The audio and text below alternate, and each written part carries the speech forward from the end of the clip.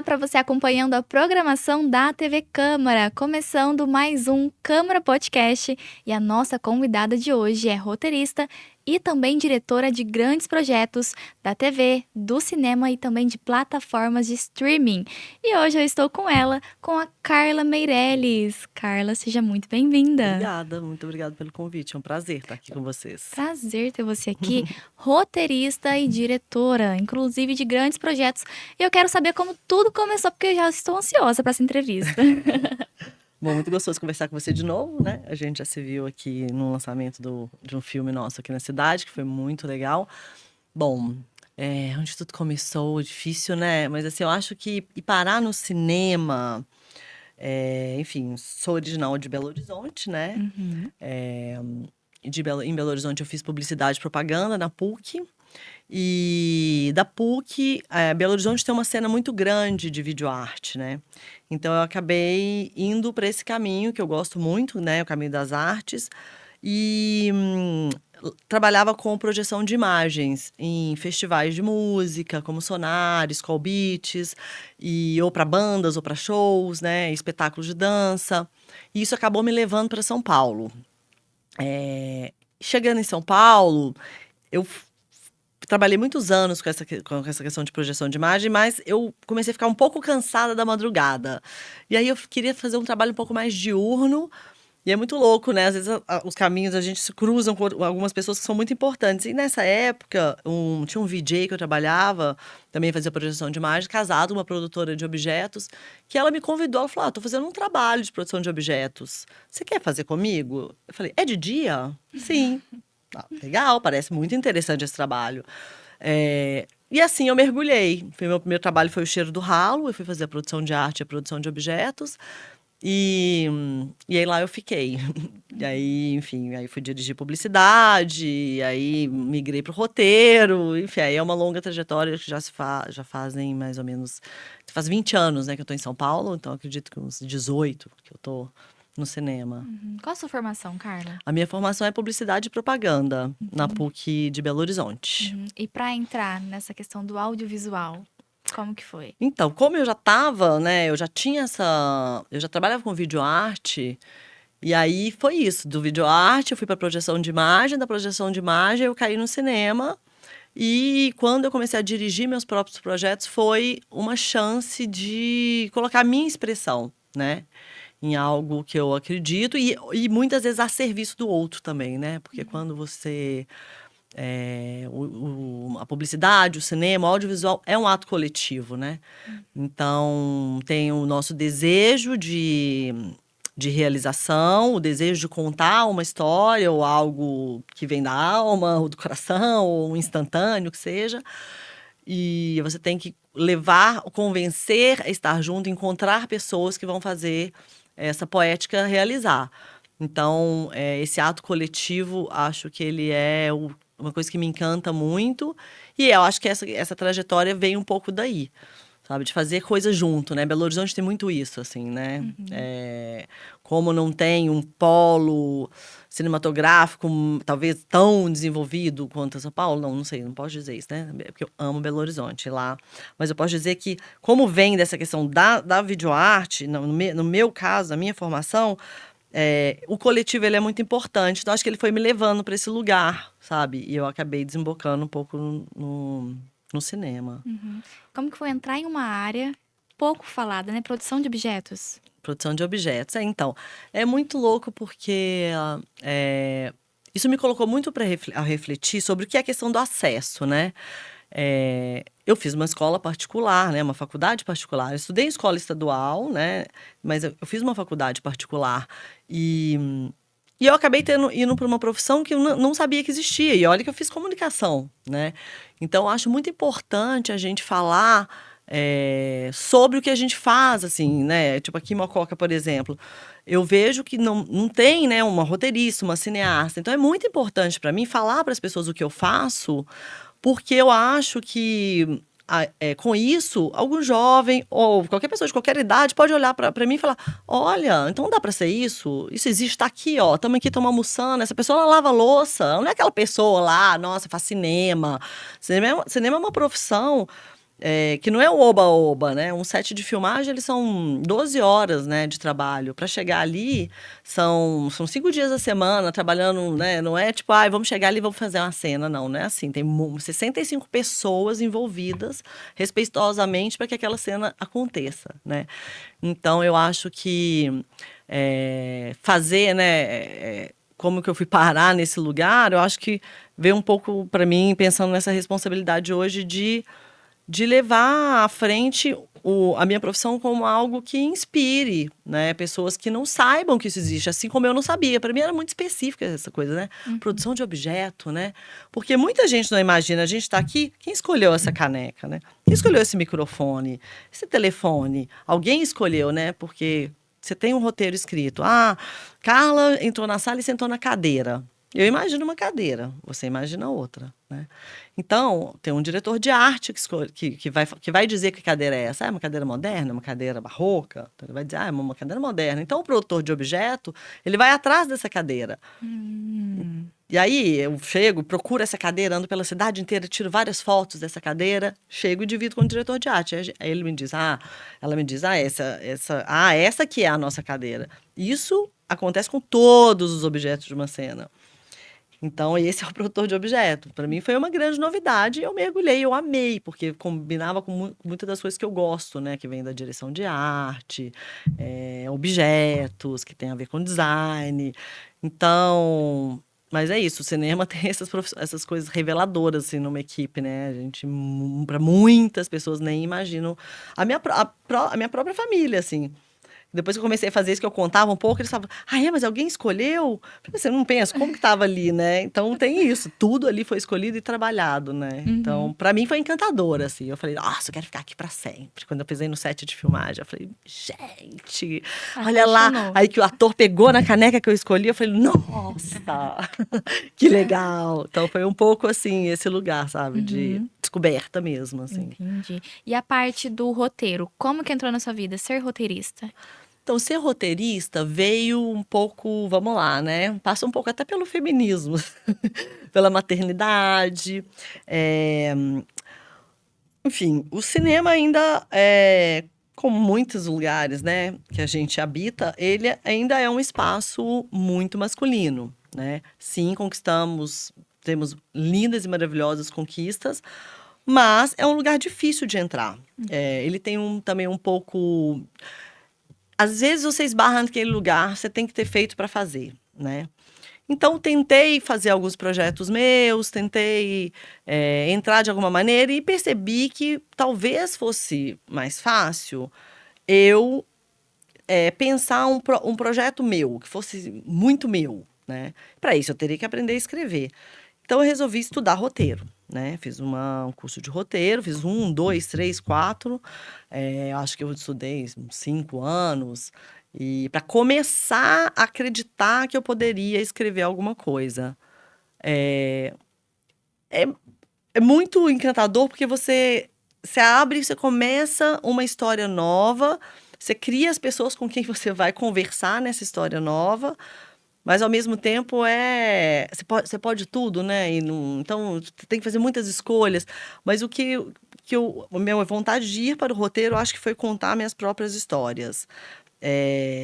E, obviamente, quando a gente faz uma coisa, a gente nunca imagina onde ela vai dar, né? Eu acho, pelo menos. Então, me levou muito para um lugar libertador para mim. Ele não desembocou exatamente na coisa que eu achava que seria. Agora eu vou aprender roteiro, vou virar roteirista, vou fazer filmes. Não, mas serviu para mim. E sim, né? A partir daí, eu realmente me tornei roteirista, porque estudei, desejei, trabalhei para que isso acontecesse.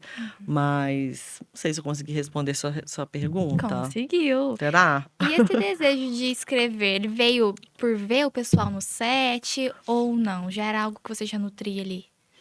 Não, olha, eu vou te falar que eu não imaginava. Quando eu fui fazer o curso de roteiro, eu não sabia se eu ia gostar. Porque tem uma coisa que realmente é uma verdade. O roteirista escreve todos os dias. Então eu pensava, será que eu vou conseguir ter essa disciplina? Será que eu gosto de escrever todo dia? Eu nunca fiz isso. Será que eu vou gostar? Tem que ler, escrever todos os dias, né? Um exercício. Aí só que depois, quando você começa, não é que você tem que. quando você vê, você já tá fazendo, né? Todos os dias, assim.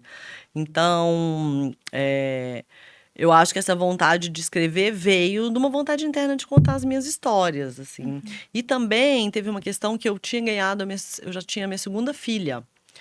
E eu queria, no meu pensamento, eu queria uma profissão que eu pudesse estar um pouco mais em casa e, e que eu e que tivesse uma longevidade maior. Não sei, em algum lugar da minha cabeça, eu imaginava que a questão do roteirista não teria um etarismo por trás, né? Que quanto mais velho, melhor. Estava um pouco buscando essa profissão porque eu tinha vindo da direção de publicidade. E a direção de publicidade, ela tem em si um pouco do etarismo, assim, porque ela é um pouco mais efêmera, assim, tipo, quem tá na moda, quem tá dirigindo. Enfim, ela tem uma dança das cadeiras diferente, assim, sabe? Então veio um pouco daí. Eu tinha dirigido durante muito tempo publicidade, ainda dirijo publicidade, ou seja, estou aqui. Mas dei um pouco dessa curiosidade, dessa vontade. E eu gostei. E falei, puxa, dá para escrever todo dia e ser feliz, assim. E como que surgem suas ideias? Do nada, tá ali no dia a dia, fazendo alguma coisa. Opa, vou escrever. É assim? É. Eu imagino assim. Então, é sempre assim, eu sempre gostei de estudar processo criativo, né? Eu fiz uma pós em processos criativos, estudava mais processo criativo dentro das artes plásticas, então sempre foi uma busca minha entender como que as pessoas criam, né? Existem muitas maneiras de criar, mas o pouco que que eu estudei, eu nunca vi uma sem disciplina, né? Sim, tem os instantâneos, mas eles são, pelo menos no meu caso, né? Eles são sempre imbuídos de algum disparador, sabe? Por exemplo, um dia desse eu abri o jornal e falei, queria tanto achar uma ideia, achar um personagem, ler um obituário. Tá louca. Falei, vou ler um obituário. Aí foi muito coincidência, porque na hora que eu abri, era a história de uma mulher que fazia pães. Aí com a pandemia. Não, tinha um self-service. Na pandemia ela não conseguiu mais vender. Ela fechou. E aí o neto dela comprou farinha, fermento e não sei o que mais. E falou com ela: não, vó, vamos fazer pão. E ela começou a fazer pão lá na comunidade dela. Em vez de vender os pães, ela deu os pães. Depois, as pessoas começaram a apoiar tanto ela, os empresários locais, pequenos, que ela virou uma mulher super famosa por fazer pães. Infelizmente, não lembro o nome dela, posso depois achar. Eu abri o jornal, tinha essa história. Então, assim, eu acho que tem. Para mim, parecia até um clarão. Eu falei, nossa, que história maravilhosa. Eu não vou fazer um documentário sobre essa mulher, mas de alguma maneira, ela fica guardada para mim como um motor de um personagem. Olha como um personagem achou, numa dificuldade, um jeito de transformar a própria vida. Querendo ou não, talvez no meu próximo trabalho eu tenha uma personagem com o mesmo motor que essa pessoa. Então, é um pouco o olhar atento, sabe? Quando você tem uma cisma, sei lá, você cisma, vou falar uma pelo menos que. Cisma que você tá grávida. Você pode ter certeza que você vai começar a ver tudo de neném. Então, eu acho que tem um pouco esse lugar do olhar, né? Então, por isso que eu acho que não é que surge uma ideia. É que na hora que você está em movimento, você vai. Às vezes eu viajo, não estou nem pensando em nada. Às vezes eu olho e falo, acho que estou precisando achar um personagem. Aí você começa a prestar atenção na pessoa que está ali do seu lado, numa viagem, numa criança que passou correndo. Acho que tem uma vontade de transformar as coisas em história. Para mim, pelo menos, o meu processo passa um pouco por aí, sabe? Entendi. E como que a Carla chegou lá para ser diretora? Então, dirigir, por exemplo, eu acho que eu comecei a ficar meio chata, assim, sabe? Porque eu era assistente de direção. Então, eu trabalhava com uma outra diretora, realizando o projeto dela, né? Cuidando do casting, de como vai ser feito esse cenário. Então, era isso que eu fazia, cuidando do set de filmagem. E eu acho que eu comecei a dar opinião demais. Aí teve uma hora que ela me falou, a Paula Trabuzzi, maravilhosa, falou pra mim: acho que tá na hora de você dirigir os seus próprios projetos. Eu falei, será? Aí eu cheguei lá e quando eu fui dirigir o meu próprio projeto, que eu entendi o tamanho da responsabilidade, né? Porque não é só o meu querer, né? É depois ter que responder para um cliente, ter que responder para todas aquelas pessoas que o diretor mais faz é responder. Porque quando eu vou fazer um filme, eu monto a minha equipe. Então, eu escolho o fotógrafo que vai combinar, ou a fotógrafa que vai combinar comigo, a diretora de arte, a figurinista, a maquiadora, todo mundo. E Mas, ao longo do processo, eu tenho que responder para todo mundo, todas as perguntas. Mas você quer isso aqui mais aqui, aquele ali mais lá, aquele... E aí tem uma hora que esse processo coletivo, que é maravilhoso, ele desemboca num momento solitário, porque você foi ali, fez aquele coletivo maravilhoso, filmou o filme e tal. Depois você vai para uma ilha de edição, né? Aí aquilo ali precisa existir. Precisa dar certo, né? Precisa montar um filme no final e você precisa ir sozinho, aquele filminho, apresentar para o seu cliente. Então, eu entendi um pouco que não adianta só ser um bom palpiteiro no projeto alheio. Se tornar um diretor depois ir sozinho com a responsabilidade para casa, uma responsabilidade do coletivo, né? E quando você faz cinema, então, você morre todas as vezes. Quando você projeta lá na tela, a primeira vez que você vê seu filme passando, eu fazia assim. Quando eu assisti O Cheiro do Ralo no Rio de Janeiro, eu fiquei morrendo de medo. Eu olhava, meu Deus, será que as pessoas vão gostar?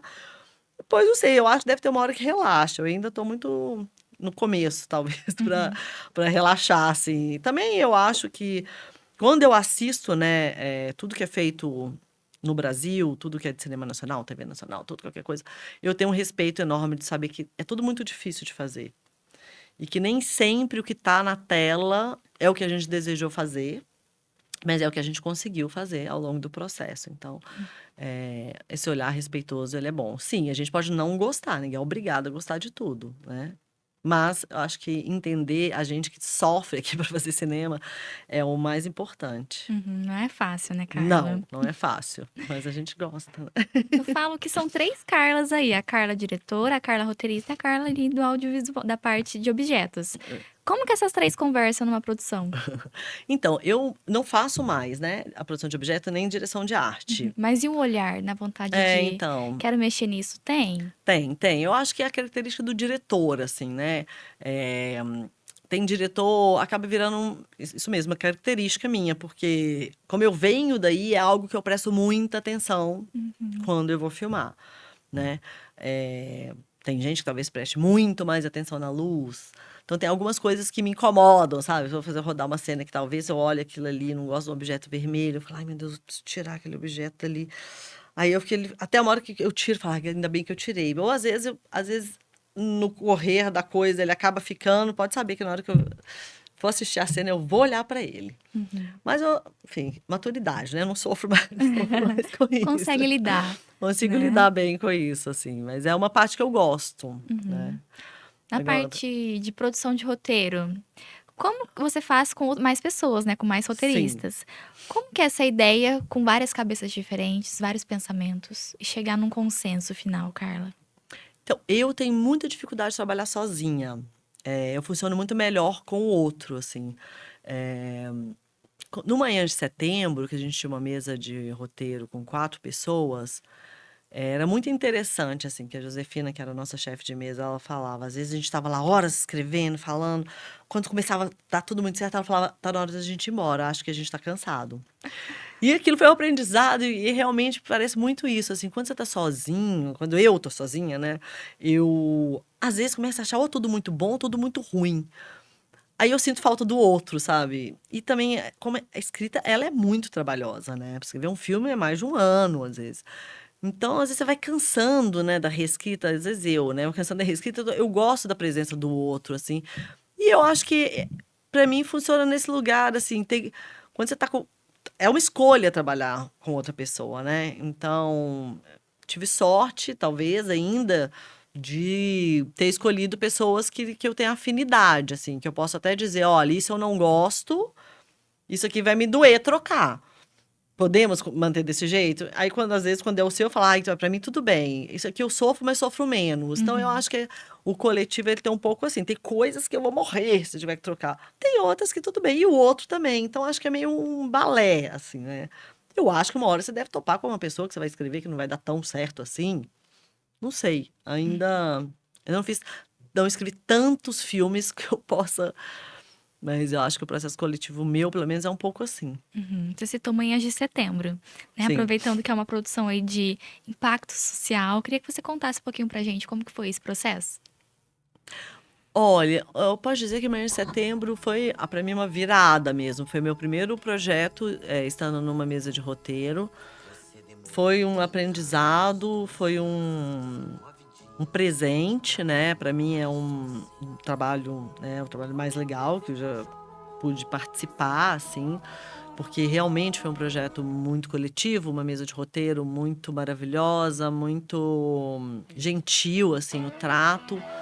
E contar histórias, né, que impactam, que importam. Eu sei, toda história importa, mas é que aquela ali, aqueles personagens, eles tinham um, um desejo de existir, assim, né? Eu tinha uma sensação que eles precisavam existir no mundo, assim, que o mundo precisava vê-los. Então, para mim, Amanhã de Setembro tem esse lugar, assim, né? Eu acho que na mesa de roteiro ali as pessoas acabaram se dividindo muito. Enfim, você tem umas afinidades, né? Você tem facilidade de falar de certos assuntos. E foi muito interessante porque eu estava no meu momento saindo, né, dessa maternidade, talvez o primeiro grande trabalho pós ter tido 2 filhas. E aquela série me pegou muito pela maternidade, assim, né? Pela maternidade da Cassandra, pela maternidade da Lady, pela maternidade da mãe da Cassandra, que não tá mais ali. Então, foi para mim uma grande transformação, assim, e ver a série ganhar tantos prêmios, ser muito gostada, né? Para mim foi um grande presente estar nessa produção. Como que é produzir algo de uma realidade muito diferente da sua? Tem que ler muito, tem que... Acho que tem que ter. Então, tem uma pesquisa grande, né? A gente andou muito pelos lugares onde a Cassandra andaria, a gente conversou muito, muito, muito com muitas pessoas para entender a realidade, né? Não só dela, como de todos os outros personagens ali. E sim, tem que ler muito, tem que mergulhar e tem que estar com o coração aberto. Uhum. Tem que não querer pôr a sua vida ali, porque não é a sua vida, né? É importante você dar o melhor de si, mas não é a sua vida que você está contando, assim, né? Então tem um pouco esse lugar. Uma responsabilidade, acredito, né? Também tem uma Maior. responsabilidade. Uhum. Você assina também o longo Combinado, Não Sai Caro e também da série 1986, né? Isso. Conta um pouquinho deles pra gente. Então, Combinado Não Sai Caro foi também um filme que eu gostei muito de escrever, porque ele era originalmente uma adaptação, que era uma outra história, uma história argentina e tal. E quando eu vi essa história, a convite da Ventre, que é a produtora, né, do filme, que eu tivesse a ideia de transformar toda aquela história daquele outro filme, mas o filme argentino, em uma noite só, uma festa só, com essa gente muito louca que tá ali, né? E eu gosto muito desse filme porque ele retrata uma faixa etária, né? Que são aí os 28, 30 anos, até 25, vai. Que é essa dúvida, né? Do talvez, assim, né? Eles são casados, mas não sabem se querem monogamia. Também não sabem se querem poligamia. Mas também não sabem se quer trabalhar com quadro, com recorte, ou se quer trabalhar com TI. Estão no meio da vida, assim, né? Mas o mundo deposita bastante responsabilidade, né? O mundo exige resposta, né? Você quer ser isso ou quer ser aquilo? Então é um mundo um pouco opressor que se apresenta ali no Combinado Não Sai Caro. Mas ele é um mundo muito rápido, né? Porque como tá todo mundo numa festa, tudo tem que acontecer ali. E eu adoro fazer... Eu acho que eu tô percebendo um pouco que eu gosto de filme com um monte de gente falando ao mesmo tempo, apesar de eu ser super do drama. Mas eu gostei, nunca imaginei que eu ia gostar tanto de fazer uma comédia. E prende do começo ao fim, né? Isso é muito gostoso do Combinado Não Sai Caro. Ele é rápido, né? E rápido. É muito rápido. Vai acontecendo aquele tanto de coisa de vez, acabou. É Eu verdade. gosto. Foi muito legal. Muito bom. E eu gostei muito de ter lançado ele aqui em Mococa, né? Foi muito legal. E a série? Conta um pouquinho pra gente. Então, essa série, a gente ainda não estreou ela, né? Mas é uma série que eu gosto muito, porque também é uma série com muitos personagens, né? É uma personagem muito maravilhosa, porque ela, em meio à crise lá, né, de 86, ela tenta salvar o açougue dela contrabandeando carne. Então, ela é uma matriarca.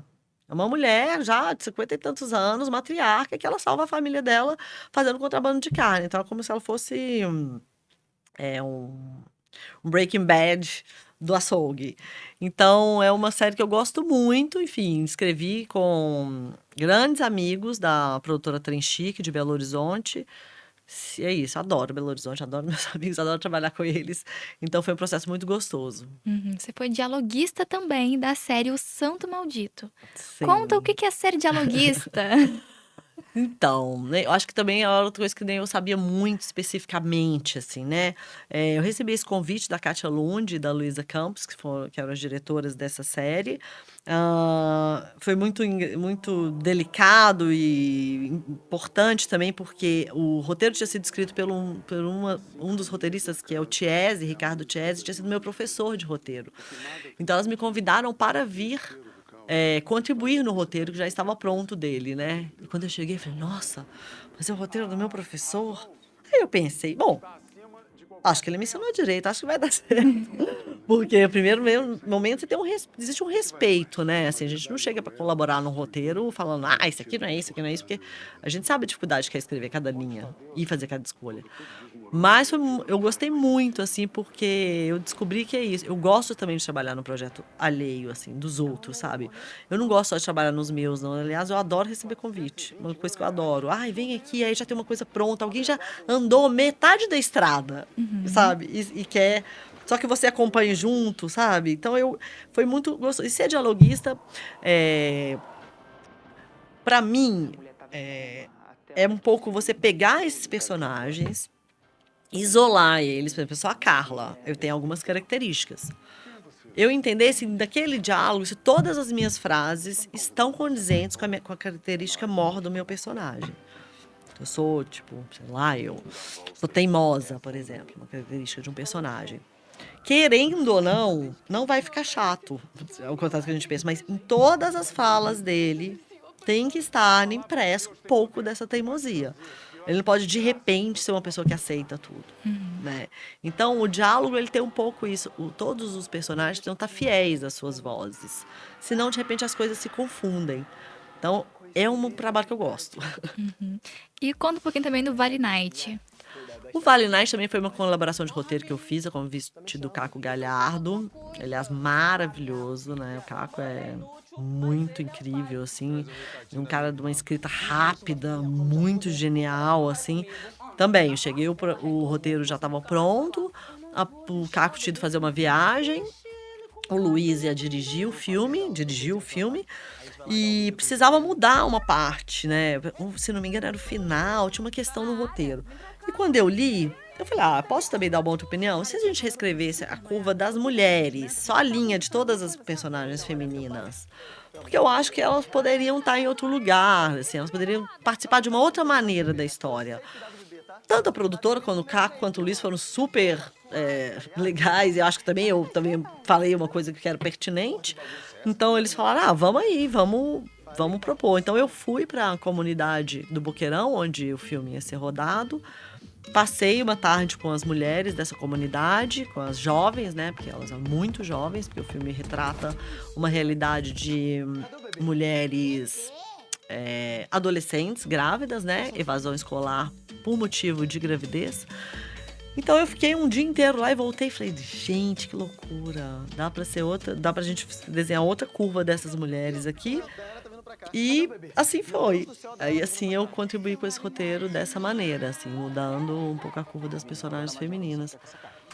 E agora, como diretora, acaba de lançar um longo documental, né? Isso. Especial esse. Conta um pouquinho aí pra gente o processo, como foi ser chamada. Sim.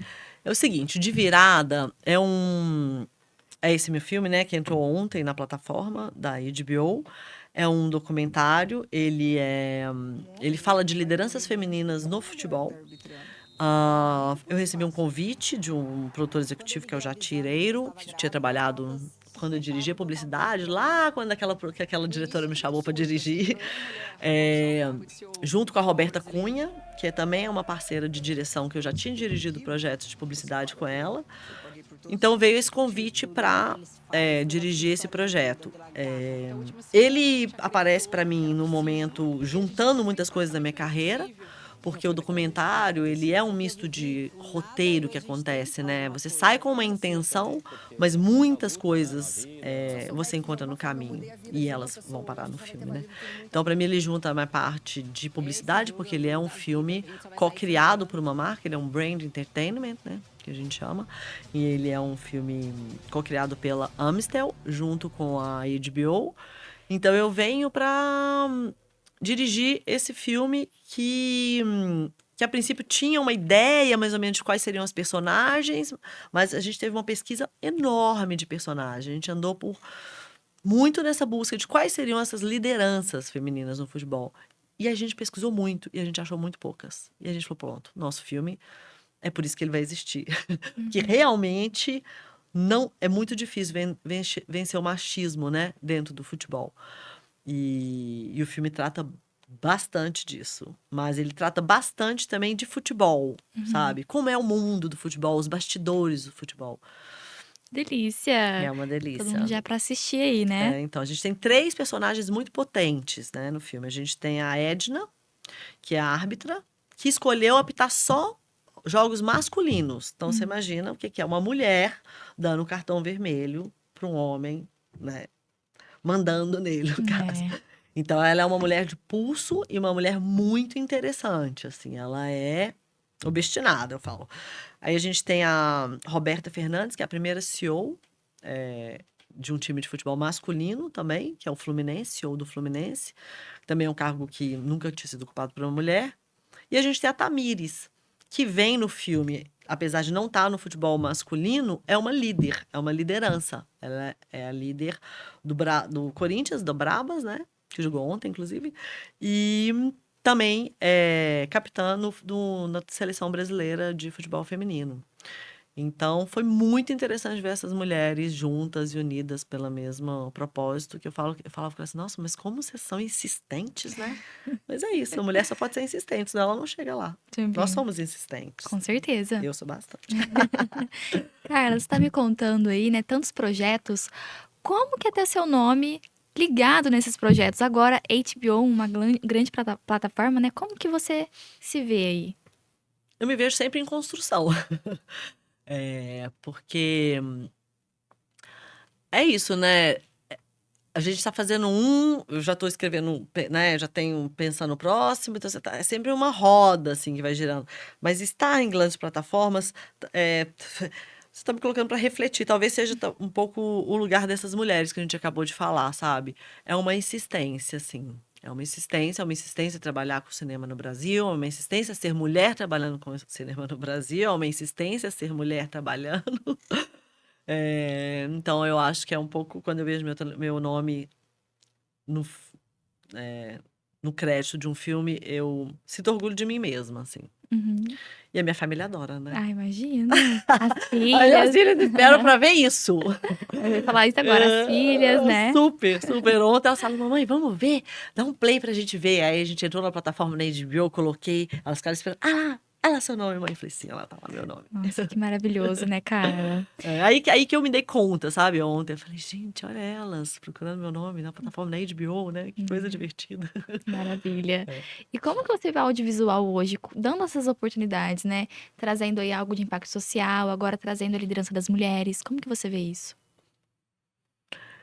Eu vejo como tem um lugar que é obviamente positivo, mas ainda é pequeno, né? Vamos combinar que eu não sei os números assim, mas ainda acho bem pouco o que é feito por nós mulheres, pelas minorias, pelo espaço. Sinceramente, assim, e olha que eu sou uma pessoa mega positiva, mas é isso, né? Eu tive o prazer de estar em produções de impacto, né? E que eu espero que tragam luz, né, nesse lugar para pessoas enxergarem com outros propósitos. Por exemplo, o de Virada, agora na HBO, a nossa grande vontade com esse documentário é um lugar aspiracional. A mesma coisa que eu te falei sobre eu não saber que existia produção de objeto e virar produtora de objeto. Muitas meninas acham que para jogar futebol, precisa ser a Tamires, precisa ser a Marta. E só vai ter uma Marta, só vai ter um Pelé, só vai ter uma Tamires. Então, por que não pensar que ela pode ser CEO de um clube, por exemplo? Se ela gosta de futebol, ela não precisa estar lá, ser atacante. Ela pode ser árbitra. Então, assim, é um filme para mostrar que existem outros caminhos também dentro do futebol para a mulher. Então, para mim, ele faz sentido nesse lugar que eu te falei, né? Também lá quando eu fiz produção de objetos, eu não sabia desse caminho. Então, eu acho importante essas produções, dentro disso que você me perguntou, que elas sejam espelho de lugares onde nós, mulheres, possamos nos enxergar, que não seja um lugar que querem nos colocar. Então, nesse lugar, sou muito grata pelas produções das quais eu participei. Incentivo, né, para tanta gente. Às vezes a gente nem consegue imaginar. E eu também, exatamente, eu penso isso, penso, gente, se isso aqui que a gente tá fazendo aqui agora, eu e você, né, se uma pessoa sair daqui com essa vontade, pra mim já tá ótimo, né? Se for Trabalho um foi, monte, melhor ainda. trabalho E foi se a gente feito. puder ajudar, tá ótimo. Pode mandar mensagem, pode perguntar, pode. Eu acho que dividir conhecimento é responsabilidade, assim. Sempre bom, né? É. E o que te traz a mococa, Carla Meirelles? Então, é muito louco. Eu vim para Mococa quando no início que comecei esse projeto da HBO. Eu vi porque eu estava numa fase de pesquisa, né? Eu sou casada com o Luiz, que é de Mococa. E o Luiz também é cineasta, né? E ele também estava num processo de escrita de roteiro de um outro projeto dele, de uma série. A minha sogra, que é daqui, tinha falecido e deixou uma casa aqui. E a gente viu uma oportunidade mesmo, sabe? De falar, gente, vamos ficar um ano, já que a gente vai estar escrevendo, vamos ficar um ano escrevendo lá. Nessa casa que já existe, né? A gente tem 2 filhas. Eu morei um tempo, exatamente na idade das meninas, que é 11, 9. Eu morei no interior também, foi muito gostoso. Então, foi um pouco, sabe? Foi um pouco de tudo, assim. Vim dar um tempo, pegar um fôlego. E é muito louco, porque estando aqui, eu estou mais disponível para o trabalho. Porque o meu tempo, ele tem mais qualidade, né? Eu levo as meninas mais rápido na escola, eu tenho menos estresse. Então, eu me sinto mais disponível para o trabalho. Daqui, do tempo que eu tô aqui, que vai fazer 1 ano e 2 meses, eu escrevi bons projetos. Possivelmente eu volte, né, agora no fim do ano, no início do ano para São Paulo, mas levando bons projetos, sabe? Uma cidade Por que te isso. ajudou aí na criatividade, Me então. ajudou bastante, bastante. E o que o público pode esperar de seus novos projetos, novas produções? Tem algo em mente já? Olha, a gente sempre tem coisa em mente, né? A gente tá num momento, infelizmente, eu sinto a gente, enfim, é uma sensação, né? É um fato, a gente tá um pouco no momento de retração, assim. A gente tá na retomada, né? Enfim, não precisamos nem dizer da onde estamos retomando, mas estamos numa retomada. Então, a gente está num momento do cinema bem positivo, né? Vendo o nosso cinema ser visto, o que é muito importante, porque vai começar a trazer, a gente espera que traga grandes olhares e investimentos para a gente, né? Entendendo que a gente sempre teve essa indústria do cinema aqui. O que esperar, né? Que o público O pode que esperar? esperar? Não sei, eu acho que é isso, produções que reflitam um pouco sobre o que eu sou, produções de coletivo. Não tô muito sabendo, sabe, o que esperar. Tô pensando aqui. Tem algum personagem aí que tá querendo criar uma vida que você já tá. É ele o próximo? Tem alguns personagens querendo criar a vida. Tem 2 já. Então já podemos aguardar aí projetos Sim, futuros. projetos futuros que até se assemelhem com a cidade, digamos assim. Ficamos aí ligadinhos, então ansiosos. Carla, adorei conhecer você e adorei conhecer todos esses trejeitos seus, essas suas funções, né? Muitos trabalhos que você realiza, trouxe muito conhecimento pra gente e coisas que a gente não sabia que existia dentro do audiovisual. Então, ó, muito obrigada. Adoramos ter você em Mococa. Então, caso você for, volte pra Mococa e traga mais histórias, viu? Eu tô sempre aqui, né? Mesmo que eu vá, que eu volte, eu venho a Mococa, minhas filhas, desde que elas nasceram, assim. Então, eu tô sempre aqui. Muito obrigada pelo seu convite, adoro, é muito gostoso conversar com você. Também é uma mulher que faz, que representa nas mulheres no audiovisual, né? Então, é sempre um prazer. Podemos seguir conversando aí quando vocês quiserem. Muito E obrigada. para quem está assistindo a gente, estou aberta para os jovens, para os estudantes, quem tiver curiosidade, quem tiver vontade de escrever, quiser perguntar, enfim, podemos armar um grupo de estudos. Estou super disponível na cidade. Olha aí, oportunidades. Sim. Bom, muito obrigada, Carla, e obrigada a você também que nos acompanha. Para rever essa entrevista completa, acesse os canais oficiais da TV Câmara Mococa.